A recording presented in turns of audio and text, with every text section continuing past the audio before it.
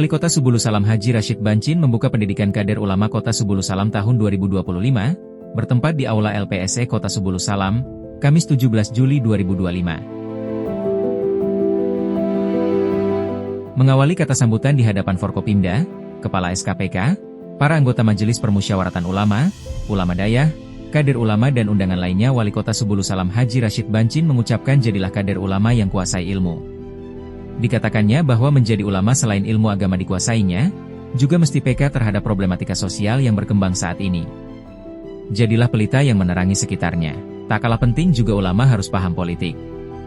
Dakwah hari ini butuh pendekatan yang baik, argumentatif dan kontekstual, umat butuh pencerah bukan penghakim, membutuhkan pemersatu bukan pemecah, sebutnya. Menjadi ulama harus bisa menjaga nilai-nilai kebaikan, bukan mencari popularitas. Wali Kota katakan bahwa pemerintah tidak bisa bekerja sendiri. Tanpa dukungan semua pihak pemerintah tak akan bisa berjalan dengan baik. Untuk itu pihaknya memohon doa dan dukungan para ulama agar dalam menjalankan roda pemerintahan berjalan dengan baik atas ridha Allah.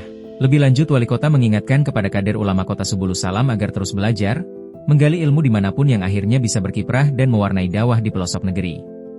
Pendidikan kader ulama ini dilaksanakan selama 20 hari dari tanggal 17 Juli hingga Agustus 2025 dengan diikuti sebanyak 30 peserta laki-laki dan 30 peserta perempuan.